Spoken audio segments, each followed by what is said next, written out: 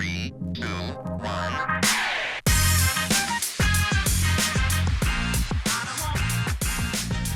What is going on, Southwest ISD? What is going on? You are tuned into Scoreboard, your number one stop shop for all things Southwest ISD athletics. I am Brandon Medina, your host with the most, and I am joined by my favorite man on the planet. Wow. Yeah. Thank you. Yeah, on the planet. Wow. Yeah. I'm flattered. Absolutely. My man, Mr. Peter Wagner, your athletic director. How are we doing, sir? I'm doing great. Yeah. I had a great weekend. You? I had a good weekend too, man. It was fun. Did you throw some tortillas this weekend? We did throw some tortillas in Lubbock, Texas, but I missed a barn burner over here in San Antonio and a lot of good stuff happening. But I know we have a new week, homecoming week for Legacy. Homecoming week. Yep. Big week. What was homecoming like for you back in high school? Was it a big deal? I remember when we were students, it was a huge deal. But for you as a player, as a coach, how was it as a coach? I guess on this side, homecoming week. Did you prepare any different, or was it like a must-win? No, it's a big old distraction, is what it is. You think so? Absolutely. Huh. But You weren't rocking mums to practice and stuff like that. No. Negative Ghost Rider. Negative. Well, No, but in high school, it was a big week. I mean, Yeah. I really didn't care about that, but Yeah.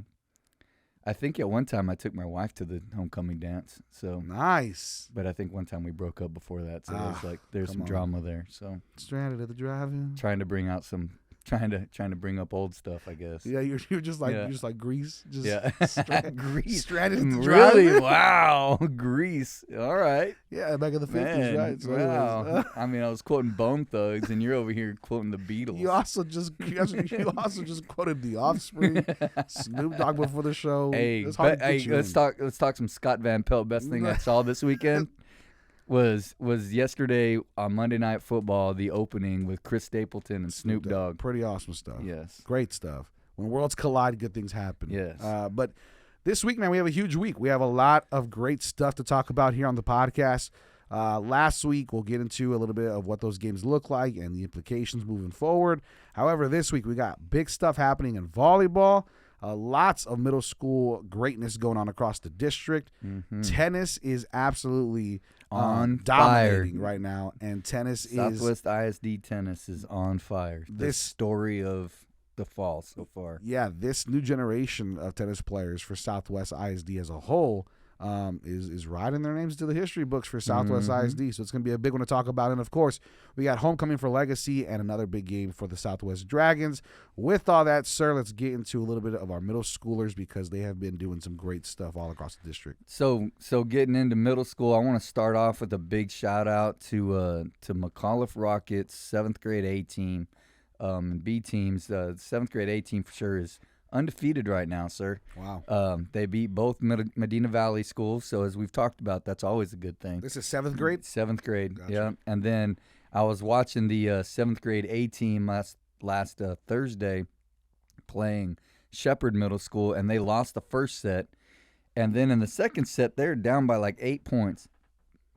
And they figured it out and came back and won like 25-23. And then they won the third set, 25. It was close, but the resiliency to stay undefeated.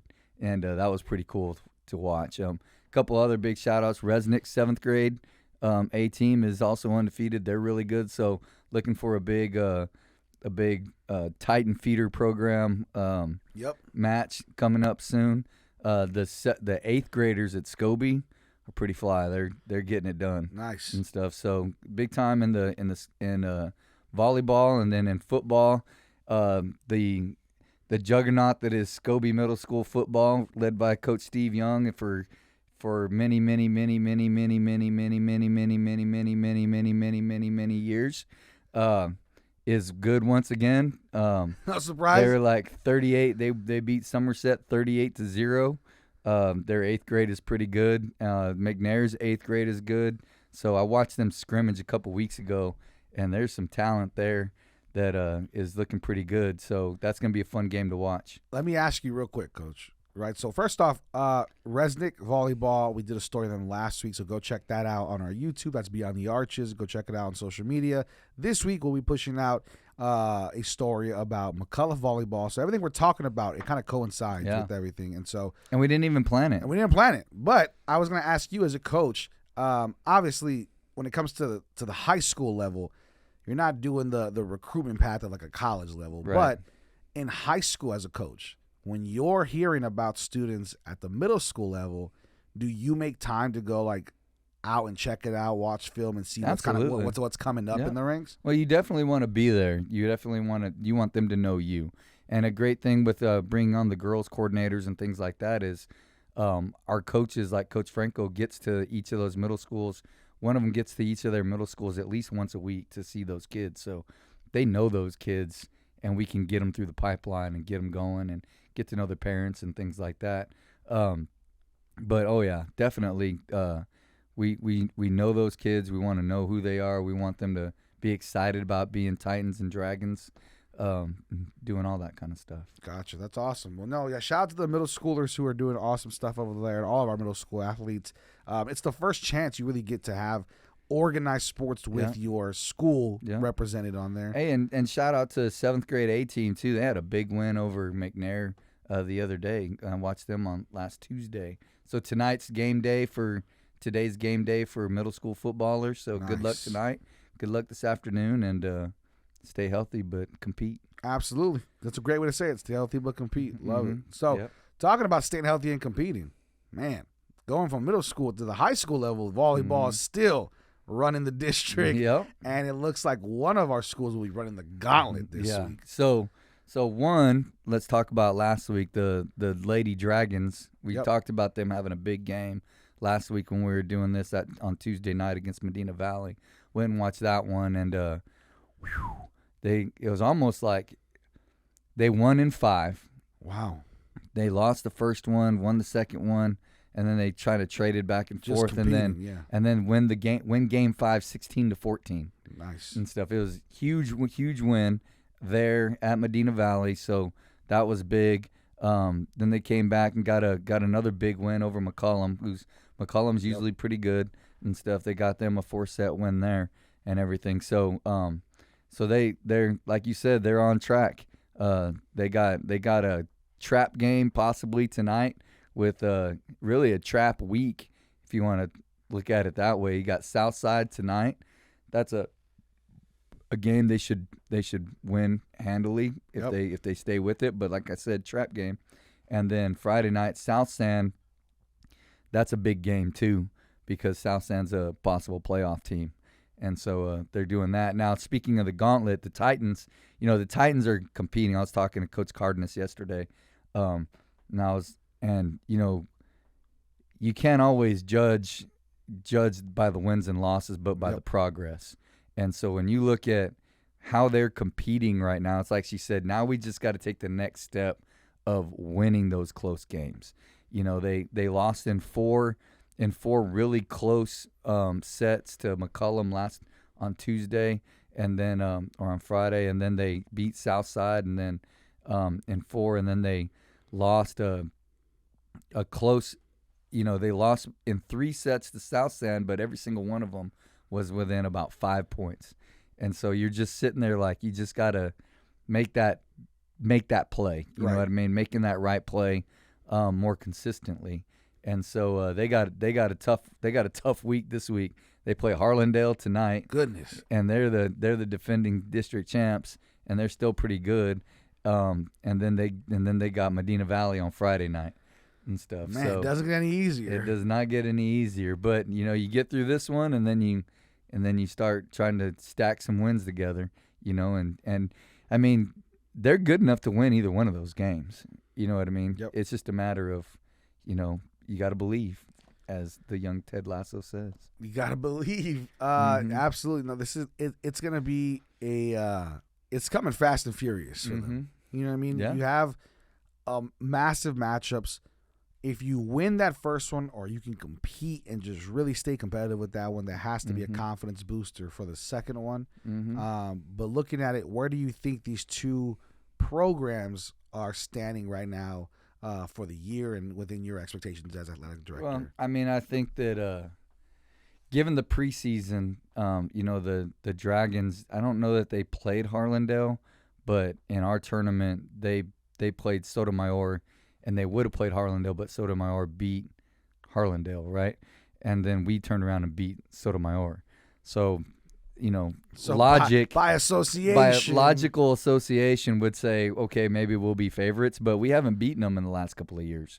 So that's going to be a big game for the Dragons to see where they land. Like I said, trap games, South Sand, things like that. So I think that the Dragons are probably the front runners, but not by much, between Harlandale and Medina Valley, obviously, when you look at that game. On the Titans side, I think it's a matter of using the first round to say, we can do this. You know what I mean? We got this. And then coming on the second round and making you got to get some splits. So you're going to have to pick up some wins here and there, try to get in that fourth spot, and I think they can do that. It's just a matter of keep building, keep working, keep focusing on the process and seeing what you can get. Yeah, absolutely. Absolutely. Well, I mean, volleyball is always a huge deal here at Southwest ISD, and we've always seen competitive volleyball here at the district level. But when it comes to tennis, right, tennis as a whole. Fire. Man. 100% fire. Tennis in Southwest ISD right now. Tennis has been, in the past, we've seen Medina Valley run away with it. We've seen others run away with it, and tennis is always trying to compete for that spot. The time is now for Southwest ISD no doubt. tennis. So on the way here this morning, I called Coach Arceo from Southwest, and I was like, so when was the last time Southwest High School, because we know Legacy's never won one. Right. When was the last time Southwest High School won a tennis district championship? Yeah. And he's like, well, I never have. And so that takes care of more than a few years. And he's like, Coach Martinez never did. And then Ray Pettis before that. So that takes you to when I first got here. So that's 17, 18 seasons now.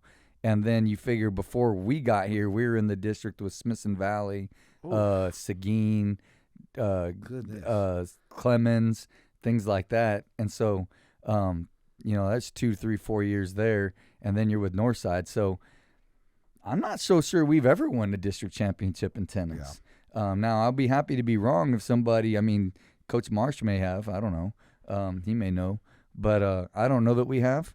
But it's been a good 20, 30 years. And here's the deal. So last Thursday we said it was a big match. Or last Medina Tuesday Valley. when we were here, Medina Valley, Southwest. So who's had a stranglehold on district for a long time. Straight run and stranglehold. And so we really gave a lot of props to Legacy. They beat them 10-4. Last Thursday, the Dragons go out and beat Medina Valley at Medina Valley in some interesting weather conditions, 10-6. Okay. So that was huge, right? Because you don't once you hit 10, you stop keeping score in team tennis. But so it's 10-6. So very similar scores, right? So here's where we're at. So by both of them beating Medina Valley, what they have this week is the Dragons have kind of a trap match against Eagle Pass Win, because Eagle Pass Win's not bad. They got a pretty good boys side. Their girl side's not quite as strong as Southwest, but that's gonna be a good one. Yep. That's one that they gotta get. And then you got Legacy's playing South Sand, which will take an epic failure to lose that one. Which then the next week, Legacy plays Eagle Pass Win, and Southwest plays South Sand. Okay, so now we're getting. So what we're getting here is that the next 2 weeks, both teams will be favored to win both those matches. If that happens, what you get is the third week on October 5th, the last week of the season. Fire and Armor Team Tennis, which is also a Warrior Spirit event at Southwest, will be for the district championship between our two schools. So let me say this: that first off, it seems like the past few seasons, in some sport, in some way, the Fire and Armor matchups definitely make a massive difference. Yeah. And it's because of the talent pool I think that Southwest ISD is able to have within this great community. But when you talk about that matchup specifically, could it be that Southwest High School, again, like you said, hasn't won one yet, right? Hasn't got that district title. They've been in that district race. What happens if Legacy comes in, takes those hopes, and is like, you got to win another year because Legacy's on top? Yeah. I mean, I'm not saying that Southwest is going to win it. I'm just saying No, but I don't know that we've ever won it. One and two, within Southwest ISD I'm as a not whole. completely sure that Legacy doesn't come in as a very, very, very minuscule favorite to win it. But you have home. You got the Dragons having home court advantage, all that kind of stuff. But shout out last week. I was talking, like I said, to Coach Arceo. Shout out to Roy Cruz. Shout out to Nick Manzano. Shout out to Steven their third one. Those guys really came through, and then the girls really came through with Lucero. We talked about Miriam. We've talked about, and also Sine Garcia. Their number 3 really came through, and she's been undefeated this year in the number 3 spot, which has been a big deal for the Dragons. So, you take Roy Cruz and you take Christian Altamirano and you take Dante Cortez at Legacy, and you put Roy Cruz and you put Nick Manzano and those guys. Those are going to be some huge matchups if we get to that point in the Fire and Armor matchup in team tennis. It's going to be pretty awesome. Absolutely. I mean, you look at just the way things have gone in the football spectrum.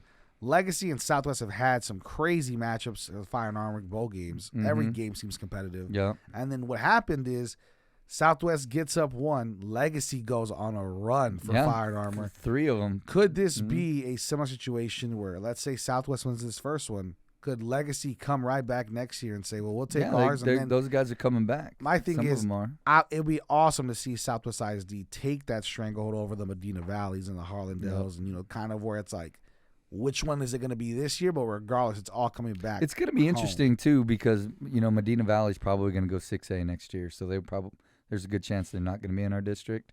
But it will be interesting to see where we go with tennis. I know both of our coaches are doing a great job in building it at the lower levels at the middle school and stuff. So doing a great job there. They're starting to get out and play more in the summer in the different club circuits and things like that. So it's really elevating our game. Well, hey, we have more news as well for athletics, your department in general, right? Award-winning now department. Shout out to our coaches. We talk about the Warrior program a lot on the show.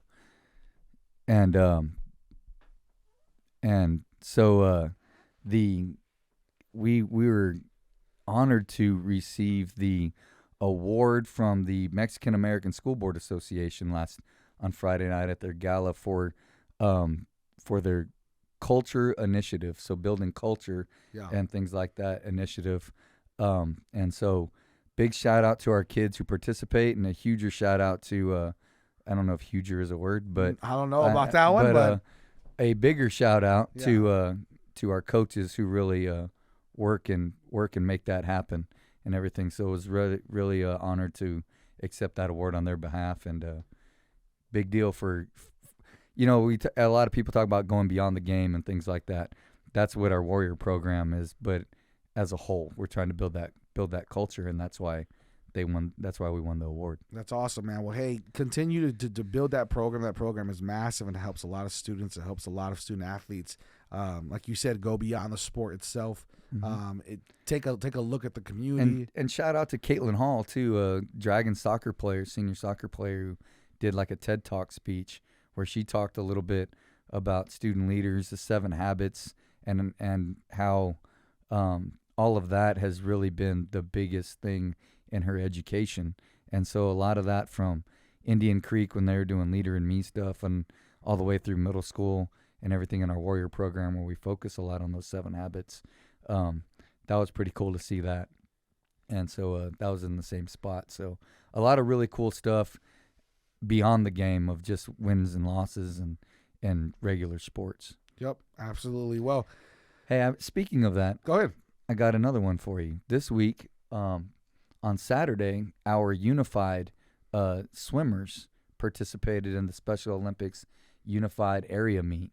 Did a great job. So this year we were piloting and the unified sports. So this was the end of our swim season. So we had 2 7th grade girls, Phoebe and Danica, partnered up with a couple of kids who are in our special needs program, and they swam the unified UIL unified 200 100-meter relay. did a great job and competed. Really had a good time. Those guys did the Special Olympics group. They did some. I know we had a couple win. Theirs. That's awesome. And so that was a big thing. And so the next sport in Unified is true UIL basketball. So where we have regular ed students with special ed students, and they compete like it's like regular basketball. Yeah, They're competing and getting after it. Where they have playoffs and everything. Wow. So we'll do basketball, and then we'll do track at the end of the year too. That's Track and awesome, field. man. I love when we can include our life skills students. We included them in the Fire and Armor festivities last year. They're getting more, opportunities now with this UIL one. So I think it's just a cool opportunity for students to be able to, again, branch out, meet new friends, make new friends, and just make really long-lasting memories for both programs. So that's great stuff. And then I know you mentioned, before we jump into football, it is homecoming week. You had mentioned water polo split as well. Yep, we had Fire and Armor water polo last Wednesday. The Southwest boys in a huge match beat Legacy in a close one, and then the Legacy girls beat the Southwest girls in a close one as well. I got to give a shout out though to my man, the goalie from Legacy, Savian Martinez, because somebody needs to turn this into Sports Center, because it is.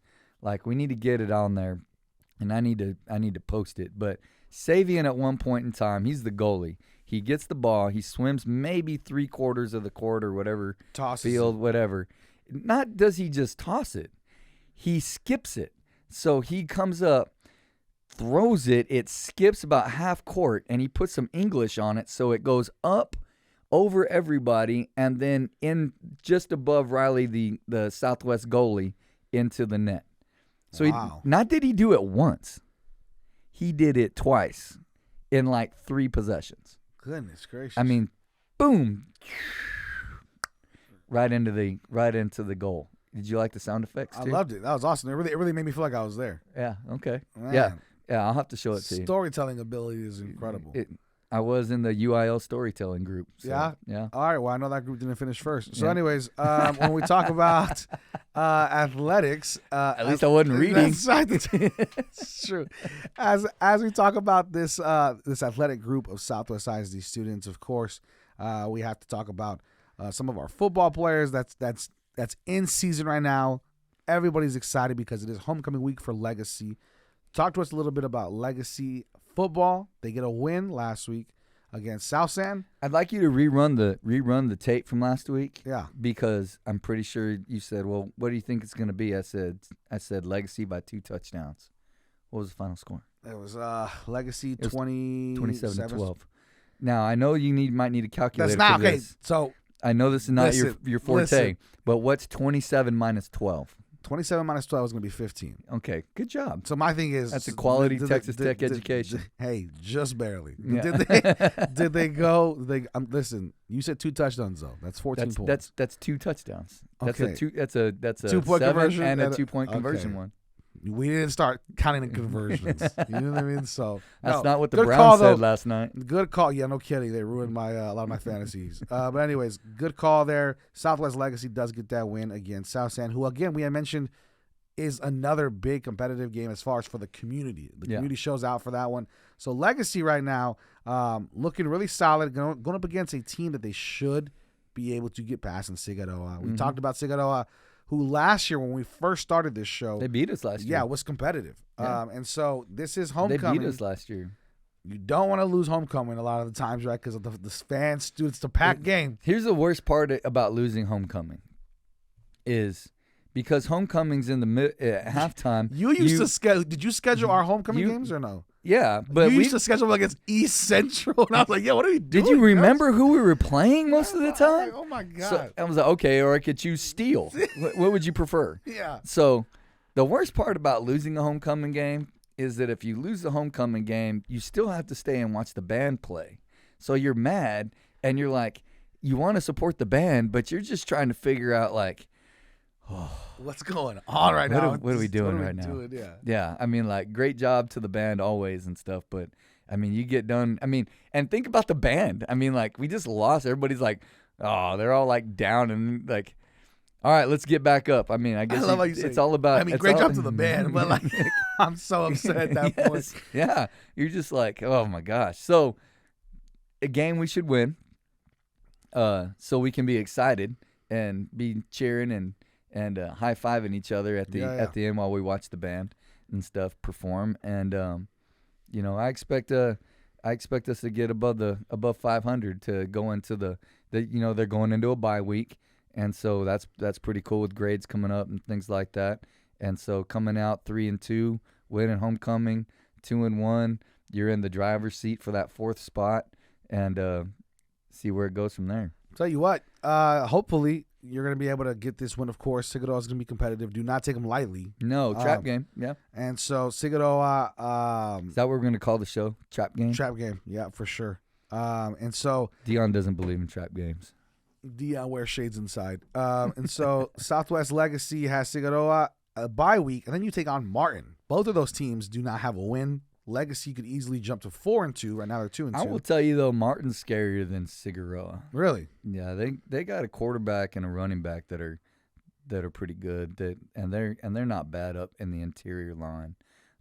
Defensively, they're not terrible. But I mean, Legacy will definitely be a favorite. Don't get me wrong. But I think Sigurdsson I think Martin might be a little bit better than Sigurdsson. Okay. I mean, they're 0-4. What is it that maybe is going wrong for them then? They graduated their best players. Well, I'm saying for Martin. I mean, I was talking to Coach Hine, to Carlo, when we went to the Martin game the other day, and he's they're rebuilding a little bit, and when Martin's rebuilding, that's quite the rebuild. Yeah, no kidding. So Legacy has Sigurdsson. That's going to be on Friday at 7 p.m. at Legacy Stadium. Beautiful Legacy Stadium. They got the bye week, and then they take on Martin. Those games are going to be crucial for Legacy as they continue to make a run for district, as they continue to battle. Southwest High School, 3-1, one game up over Legacy. However, they dropped to Southside in the biggest game of the week around probably the city. Mm-hmm. Southside really came out firing. Talk to me about the Dragons and where they can kind of get better at for this next game and figure it out. I think it's what we said in that game. It was, our interior of our defensive line still got to figure some things out. And talking to Coach Franco, though, he was very impressed with, they got the ball with short fields for the first half a few times, and we bent, but we didn't completely break. Sometimes we gave up a couple field goals, things like that. But the positive moving forward from the game was I think we figured some things out on our defensive line and that interior that are going to help us grow moving forward. Does that make sense? And so at the end, in the second half, we had 5 stops in the second half where they weren't just coming through and doing those things like Martin had and how like they did in the first half of that game. So we made some adjustments, did some things that hopefully we can grow from moving forward. The problem was, like we said, also their secondary was good. Yeah. I mean, they were able to, they kind of put a kibosh on the on Z Voss going deep. You know what I mean? Same thing for Bryshon, and then we struggled. We struggled to move sustained drives. If you look at the stats, we didn't have more than 200 yards of offense, and so that's not normal. And so, and we turned the ball over 4 times. So if you look at the first 2 games, we were +7 in turnovers. The last 2 games, we're sitting here with probably minus. We're probably somewhere close to -3 or 4. Yeah. A couple of picks, dropped a big pick. Yep. Tyson's been really good, but he dropped one that was a big momentum. Could have been a big momentum changer in that game, but had 2 big fumbles and stuff like that. So I mean, those are things that can get cleaned up. The beauty is you got a short week. People don't like short weeks, but short weeks are kind of nice after a big loss. It's like you don't have time to sit there and think about it. Yeah. Let's go. And it's a short week against a team that you should be better than. You know what I mean? Now you have to go to Eagle Pass to do it, but I think it bodes well for the Dragons. Yeah, absolutely. And I mean, both of these teams coming into it, Olage, of course, the quarterback for the Dragons, had been tossing around a lot more great passes and great looks for the Southwest Dragons than we've seen in even years past at other quarterbacks that have played for the school. Yeah. And then you had the quarterback for the Cardinals was like dominant. And this game, you've almost forced him to switch, but the run game was super solid. Yeah, their running back had a great game, obviously. Yeah, and so the running game on the Southwest side was one that kind of you had a lot of different people doing some little things. Mm-hmm. Nobody really was taking that next step to move that momentum, like you said. That will change because the bread and butter of this district and this school for Southwest High School is the running game, and that will change against Wynn. In the past, overall, Southwest has not had a huge problem with competing with Wynn. As you said, again, the word of the day is trap game. They are 0-3. The Dragons are 3-1. If you continue those problems, you know anybody can compete, right? Mm-hmm. So as long as you clean those up, you stay doing what you do, you keep running that ball, you keep getting Voss the ball in the air, right? There's a lot of football as a whole is very complex on paper and in playing style. It's very simplistic as far as you can just. Well, you just do don't turn the football over. Yeah, don't have stupid penalties. Those two things right there. If you just don't turn the football over and don't have stupid penalties, that's 75% of the battle. That's a lot of the battle. Yeah. Mm-hmm. So I think I think this team is still moving well, still a well-oiled machine. And as you said, when we talk to any of our coaches, you're going to be hard pressed to find them, really staying on the topic of a game like this. They're already moving forward. They're already moving next week, and it's a big one. Like you said, it's a short week. Thursday, Wynn did lose to Laredo Nixon, who in the past has not been as strong either. And that was a close game, 19-24. That was crazy. You know what happened in that game, right? What happened in that one? They stopped the game in Laredo midway through the game, about in the third quarter, some point in Laredo.